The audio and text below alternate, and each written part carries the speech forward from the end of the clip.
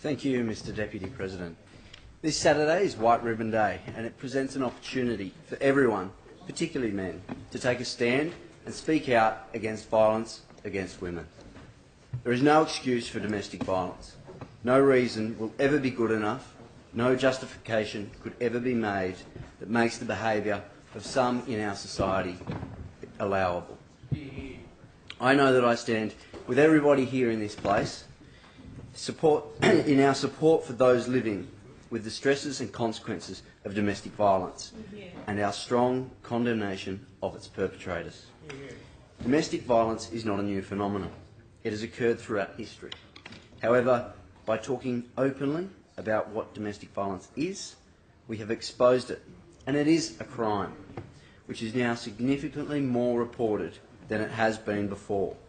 This is a positive step. We need to continue to talk about it because it is only by exposing domestic violence at every opportunity that we will be able to stamp it out. I am hopeful, dare I say it, Mr Deputy President, I am confident that my generation will quash this scourge. The perpetrators of domestic violence are often not those who we expect. They are our colleagues, our brothers and our friends. Oftentimes they will never show public signs of the aggression that rears its head behind closed doors. I want women to feel empowered to speak up, to say no, to leave environments where they are both emotionally and physically abused, and I want them to know that the community will support them in what can be the most difficult time of their life. Earlier this year, the Central Coast suffered the tragic death of Blair Dalton from Edelong at the hands of her partner. Blair was a mother of 2 young children. Her children, her family, her friends and our community have been robbed of all the experiences that they should have had with Blair. I do not wish for Blair to become another statistic. The fact is that on average, every week in Australia, 1 woman is killed by a current or former partner. Mr Deputy President, I am proud to be part of a government that is prioritising the issue of domestic and family violence. Since 2012 in New South Wales, reported incidents of domestic violence have remained steady. However, we have seen a significant increase in the punishment of perpetrators. The number of persons found guilty has increased by 44%, and the number of perpetrators receiving jail time has increased by 93%.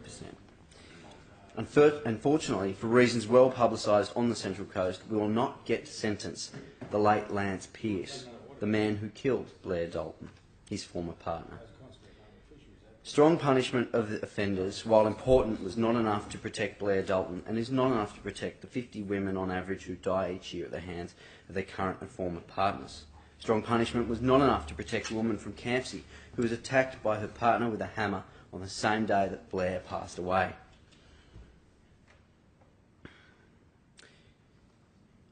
The New South Wales Government is supporting victims of domestic violence on the Central Coast and in the Hunter through a number of initiatives. Safer Pathways is a statewide initiative that is creating coordinated referral pathways and consistent assessment actions from police to victims of domestic and family violence and their children. The benefit of Safer Pathways is that it brings multiple agencies together to ensure that victims no longer need to repeat their story multiple times. It was launched within the Tuggerah Lakes LAC in November last year and in the Brisbane Water LAC in March of next year. The government is also creating safe environments for families escaping domestic violence through the funding of the Staying Home Leaving Violence service. This includes home security upgrades, safety planning and therapeutic support for victims. On the Central Coast, the Coalition has drastically increased the annual funding to Coast Shelter from $1.7 million in 2010 to 11, when we came into government, to almost $6.6 million last financial year. It's a $4.9 million increase over the last 6 years. Coast Shelter has been operating for over 25 years on the Central Coast, providing accommodation to over 150 men, women, families and youth every single night on the Central Coast, in particular through the Cara Women's Refuge and the Coimbra Men's Refuge. I'm glad to be a part of a government that is supporting the victims of family violence.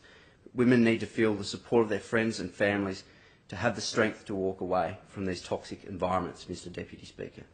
This is why events like White Ribbon Day are so important.